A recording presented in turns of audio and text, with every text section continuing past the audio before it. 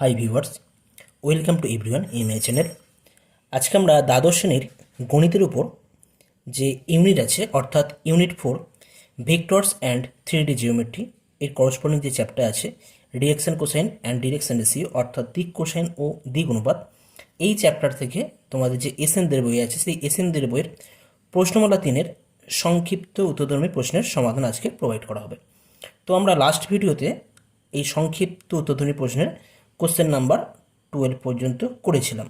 তো আজকের ভিডিওতে আমরা সেখান থেকেই কন্টিনিউ করছি, অর্থাৎ কোশ্চেন নাম্বার 13 থেকে শুরু করা হচ্ছে। তো তোমরা যারা ভিডিওটা দেখছো তারা কিন্তু অবশ্যই প্রথম থেকে শেষ পর্যন্ত ভিডিওটা অবশ্যই দেখবে, কেমন? তো শুরু করা যাক কোশ্চেন নাম্বার 13। কোশ্চেন নাম্বার 13 কী দেওয়া আছে দেখো, 1,1,3 এবং 3,2,1 বিন্দু দুটির সংযোজক সরলরেখা এক্স অক্ষের সঙ্গে যে সূক্ষ্মকোণ উৎপন্ন করে তা নির্ণয় করতে হবে। তো এখানে আমাদের যে সরলরেখার কথা বলা হচ্ছে সেটা আমাদের এত এবং এত বিন্দুদ্বয়ের সংযোজক সরলরেখা, আর যে অক্ষ আছে সেটা আছে আমাদের এক্স অক্ষ। তো এখানে আমরা প্রথমে কি করব, যে বিন্দুগুলো দেওয়া আছে 1,1,3 এবং 3,2,1 এই বিন্দু দুটির সংযোজক সরলরেখার আমরা ডিরেকশন কোসাইন আমরা নির্ণয় করব এবং এক্স অক্ষের ডিরেকশন কোসাইন নির্ণয় করব, সেখান থেকে তাদের মধ্যবর্তী কোণ আমরা নির্ণয় করব, কেমন? তো 1,1,3 এবং 3,2,1 সংযোজক সরলরেখার দিক অনুপাত কী হয়? দিক অনুপাত আমরা জাস্ট করি, কি করি না, যদি এটা x1 y1 z1 এটা x2 y2 z2 হয়, তাহলে আমাদের ফর্মুলা আছে x2 - x1 y2 - y1 এবং z2 - z1। x2 - x1 করলে কত হবে 3 - 1, কমা y2 - y1 করলে 2 - 1 আর z2 - z1 করলে 1 - 3, অর্থাৎ কি হবে এটা 3 - 1 2 হয়ে যাচ্ছে, তারপর 2 - 1 1 আর 1 - 3 -2। তো আমরা দিক অনুপাত পেলাম, এরপর আমরা কি করব, দিক কোসাইন নির্ণয় করব, কেমন? এটা দিক অনুপাত আমরা নির্ণয় করলাম, এরপর আমরা সংযোজক সরলরেখার দিক কোসাইন নির্ণয় করব। অতএব 1,1,3 এবং 3,2,1 সংযোজক সরলরেখার দিক কোসাইন হবে।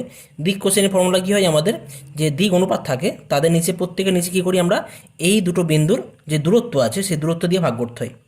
তো প্রথমে কী লিখব, 2/√, দূরত্বের formula x2 - x1 whole square y2 - y1 whole square plus দিয়ে plus z2 - z1 whole square. তাহলে এখানে আমরা লিখব 2 স্কোয়ার, এটাই তো x2 - x1 y2 - y1 z2 - z1, তাহলে এদের স্কোয়ার করলেই হয়ে যাবে, জাস্ট প্লাস করে দেবো 1 স্কোয়ার আর প্লাস -2 হোল স্কোয়ার,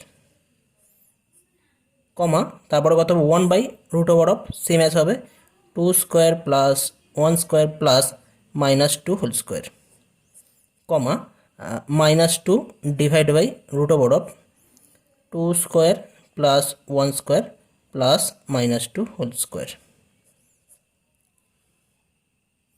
তো এটা আমরা যদি ক্যালকুলেশন করি 2 2 4, 2 2 4, 4 1 9, 4 4 8 1 9 হয়ে যাচ্ছে, অর্থাৎ √9 3 হয়ে যাবে, অর্থাৎ পাবো এটা 2/3, 1/3 আর -2/3। আচ্ছা, এখানে আমাদের প্লাস মাইনাস সাইন নিয়ে করা যেতে পারতো, আমরা শুধুমাত্র একটা সাইন নিয়ে করছি এখানে, ঠিক আছে? এখানে দিক অনুপাত দেওয়া থাকলে সেখান থেকে দিক কোসাইন দুরকম হতে পারে, প্লাস মাইনাস দিয়ে হয়, আমরা প্লাস সাইন ধরে কাজ করছি এখানে, কেমন? আচ্ছা, নেক্সট আমরা কি জানি, এক্স অক্ষের ডিরেকশন কোসাইন, আমাদের এক্স অক্ষের ডিরেকশন কোসাইন আমাদের দরকার। তো বলতে পারি অতএব এখন এক্স অক্ষের দিক কোসাইনগুলি হলো 1,0,0, 1,0,0। তোমরা এটা জানো, আমি আগেও করেছিলাম, এক্স অক্ষের দিক কোসাইন 1,0,0, ওয়াই অক্ষের 0,1,0 এবং জেড অক্ষের 0,0,1 হয়। তো এখন আমরা কি বলতে পারি, তাহলে আমরা এই সরলরেখার দিক কোসাইন পেয়ে গেছি, এক্স অক্ষের দিক কোসাইন পেয়ে গেছি, তাহলে এদের মধ্যবর্তী কোণ যদি থিটা হয় তাহলে আমরা বলতে পারি, তো যদি আমরা ধরে নিই যে প্রদত্ত বিন্দুদ্বয়ের সংযোজক সরলরেখা এবং এক্স অক্ষের মধ্যবর্তী কোণ থিটা, তাহলে আমরা বলতে পারি অতএব cos থিটা কি ফর্মুলা হয়, L1 L2 plus M1 M2 plus N1 N2। তো এখানে আমাদের সূক্ষ্মকোণের কথা বলা আছে, তাহলে আমরা মট L1 L2 plus M1 M2 plus N1 N2 এই ফর্মুলা ইউজ করতে পারি, যেখানে L1 L2 M2 হবে এটা, কেমন? Sorry, L1 M1 N1, L1 M1 N1 আর এটা হবে আমাদের L2 M2 N2, cos theta হয়ে যাচ্ছে মোড অফ L1 L2 কত আছে আমাদের 2/3 × 1, 2/3 × 1, তারপরটা 0, তারপরটা প্লাস 0 হয়ে যাবে। এটা L1 M1 এর সাথে M2 করলে 0 হয়ে যাচ্ছে, সমান কত হবে 2/3 হয়ে যাচ্ছে। অর্থাৎ এখানে বলতে পারি আমরা cos থিটা সমান 2/3, this implies theta equal to cos inverse 2/3। তাহলে এখানে আমাদের কমপ্লিট অ্যান্সার কত হয়ে যাচ্ছে, মানে নির্ণয় আমাদের সূক্ষ্মকোণের ভ্যালু হয়ে যাচ্ছে cos ইনভার্স 2/3। নেক্সট আসে যাক কোশ্চেন নাম্বার 14। কোশ্চেন নাম্বার 14 কি দেওয়া আছে, দিক অনুপাতসমূহ নির্ণয়ের সাহায্যে দেখাও যে 2,3,1, -2,2,0 এবং 0,1,-1 বিন্দুত্রয় দ্বারা গঠিত ত্রিভুজটি একটি সমকোণী ত্রিভুজ। অর্থাৎ সমকোণী ত্রিভুজ বলতে আমরা কি বুঝি, যে ত্রিভুজের একটা কোণের মান অবশ্যই 90 ডিগ্রি হবে, তাই তো। তো এখানে আমরা যে আমাদের দিক অনুপাত দেওয়া রয়েছে, যে বিন্দুত্রয় যে দিক অনুপাত দেওয়া রয়েছে, তো সেক্ষেত্রে তো এখানে আমরা যেটা করব, এই বিন্দুগুলোর করসপন্ডিং যে বাহুগুলো পাবো, ঠিক আছে, সেই বাহুগুলোর দিক অনুপাত নির্ণয় করে দেখাবো যে যে কোনো দুটো বাহুর মধ্যবর্তী একটা কোণ, যে কোনো মানে একটা কোণের মান 90 ডিগ্রি দেখালেই কিন্তু আমাদের হয়ে যাবে। যে কোনো মানে তিনটে কোণের মধ্যে যে কোনো একটা কোণ যদি আমরা 90 ডিগ্রি দেখাতে পারি তাহলে কিন্তু আমাদের অ্যান্সার হয়ে যাবে। প্রথমে আমরা কি করব, যে বিন্দুগুলো দেওয়া আছে সেগুলো আমরা ধরে নেব। কেমন, ধরি প্রদত্ত বিন্দুগুলি হলো A 2,3,1, B -2,2,0 এবং C 0,1,-1। আর ত্রিভুজ ড্র করা হয়েছে, এ বিন্দু দেওয়া আছে, স্থানাঙ্ক দেওয়া আছে, বি বিন্দু স্থানাঙ্ক, সি বিন্দু স্থানাঙ্ক। এখন আমরা কি করব, এই AB যে বাহু আছে, AB বাহুর দিক অনুপাত আমরা নির্ণয় করব। কেমন, বা AB এর, অতএব AB এর দিক অনুপাত হবে, তো AB বাহুর দিক অনুপাত কি হবে না, x2 - x1, y2 - y1, z2 - z1। তাহলে -2 - 2, -2 - 2, 2 - 3, আর কত 0 - 1, অর্থাৎ -4, -1, -1।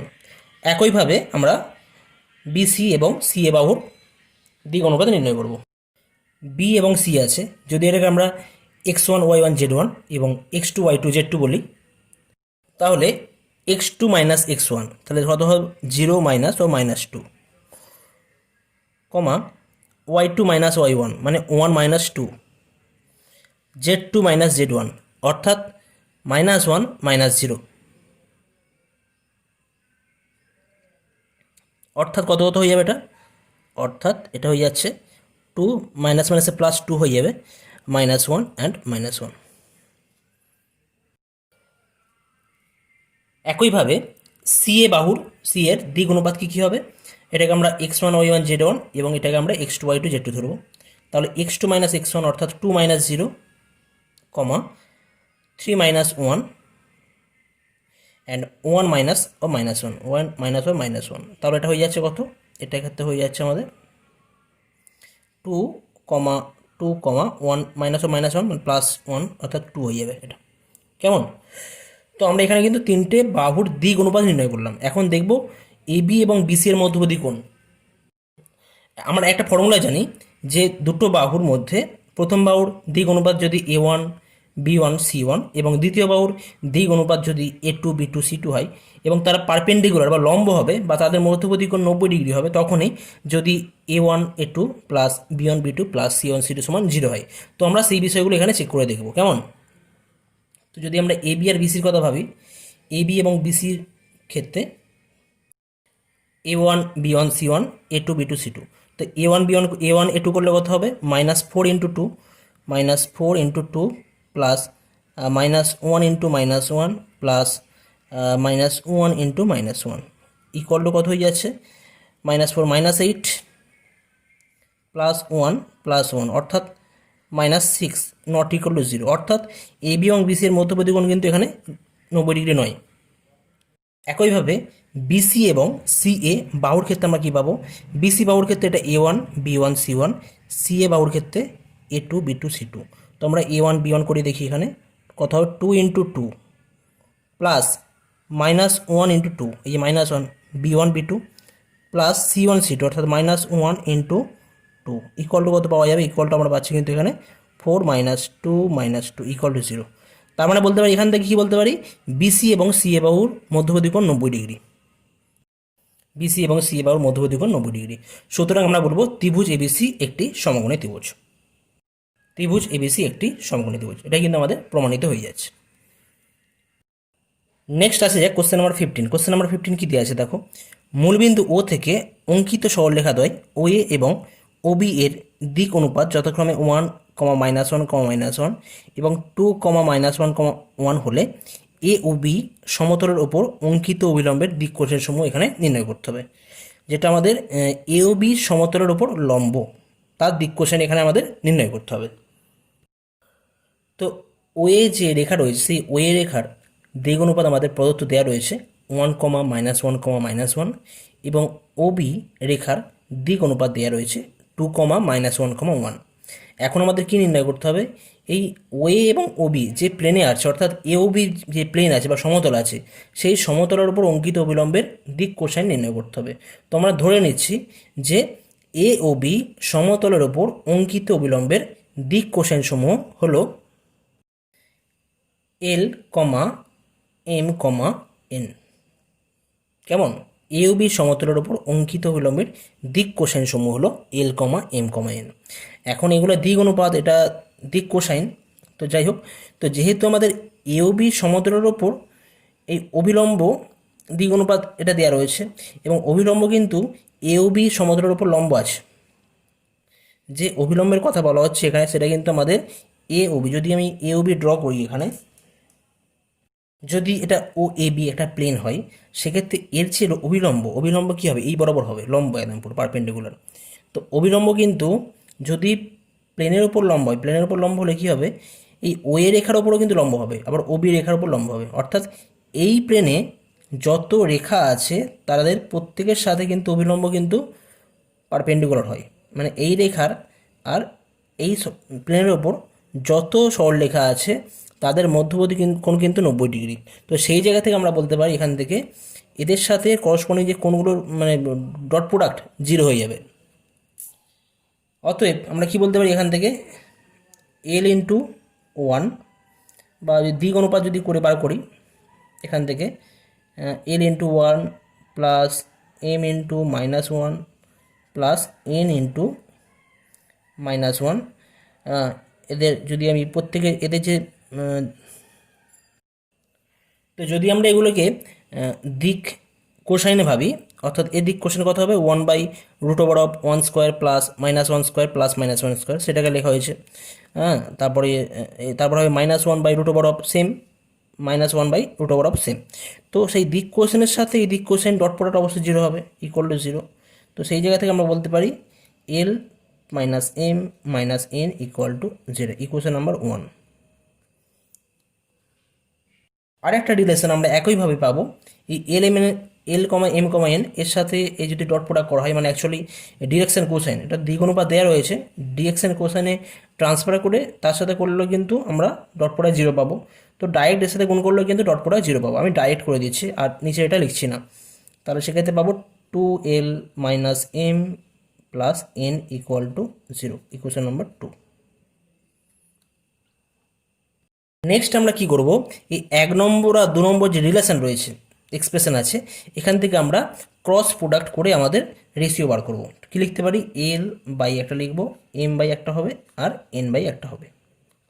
তো L/ কী হয়, M এর কোএফিসিয়েন্ট কত আছে -1 ইন্টু N এর কোএফিসিয়েন্ট, অর্থাৎ -1 × 1, কেমন, মাইনাস এখানে M এর কোএফিসিয়েন্ট -1 ইন্টু N এর কোএফিসিয়েন্ট -1।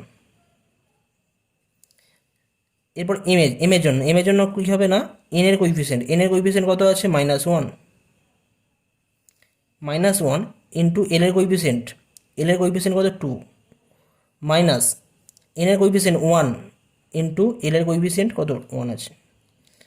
এবার N এর জন্য কী হবে, L এর কোএফিসিয়েন্ট কত 1 ইন্টু M এর কোএফিসিয়েন্ট -1 মাইনাস L এর কোএফিসিয়েন্ট কত 2 ইন্টু M এর কোএফিসিয়েন্ট কত -1। তাহলে এই জায়গা থেকে যদি আমরা সিম্পলিফাই করি তাহলে পাবো L/-2, M/-2 -3 আর n/1 পাবো। তো এটা একটা রেশিও রয়েছে, এটাকে আমরা ল্যামডা ধরে নিচ্ছি, equal lambda, lambda not equal to 0 একটা ধ্রুবক ধরে নিচ্ছি। তাহলে এই জায়গা থেকে পাবো অতএব এল ইকুয়াল টু কত হয়ে যাবে, এল ইকুয়াল টু হয়ে যাচ্ছে -2 ল্যামডা, -2 এর সাথে ল্যামডা গুণ করলে এম ইকুয়াল টু -3 ল্যামডা এবং এন ইকুয়াল টু ল্যামডা। কেমন? আচ্ছা, এখন L M N direction cosine, তো যে অবিলম্বের কথা বলা হচ্ছে, তো এদের মধ্যে একটা রিলেশন রয়েছে। কি হয় আমরা জানি, যেহেতু L square plus M square plus N square equal to 1, অতএব যদি ভ্যালুগুলো পুট করি তাহলে পাওয়া যায় -2 lambda whole square plus -3 lambda whole square plus lambda square equal to 1। অর্থাৎ এখান থেকে পাওয়া যাচ্ছে 4 + 9 13 + 1 14 হয়ে যাচ্ছে, অর্থাৎ ল্যামডা স্কোয়ার ইকুয়াল টু 1/14। অর্থাৎ ল্যামডা কত হয়ে যাবে, ল্যামডা ইকুয়াল হয়ে যাচ্ছে +/√14। তাহলে যে দিক কোসাইন যেগুলো আছে, দিক cosine L -2 lambda, M -3 lambda আর এন সমান ল্যামডা, তো এখান থেকে আমরা ল্যামডা ভ্যালু বসালে কিন্তু আমরা দিক কোসাইনগুলো পেয়ে যাব। অতএব অবিলম্বের দিক কোসাইনগুলি হলো, যদি আমরা ল্যামডার ভ্যালু এখানে আমরা প্লাস নিই, +1/√14, তাহলে হয়ে যাবে কত, -2/√14 কমা কত আছে -3/√14, আর এটা কত আছে, এন এর ভ্যালু কত আছে ল্যামডা, জাস্ট 1/√14।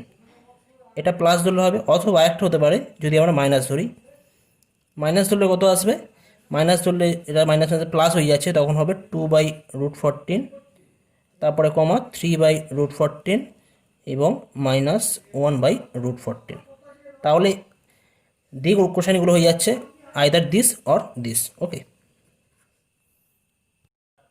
তো আজকের ভিডিওতে আমি এই পর্যন্তই করলাম। পরবর্তী ভিডিওতে এখান থেকে আবার কন্টিনিউ করা হবে, অর্থাৎ কোশ্চেন নাম্বার 16 থেকে আবার স্টার্ট করা হবে। কেমন? আজকের ভিডিও পছন্দ হলে তোমরা অবশ্যই কিন্তু লাইক, শেয়ার এবং কমেন্ট অবশ্যই করে জানাবে। কেমন? ওকে, থ্যাংক ইউ সো মাচ।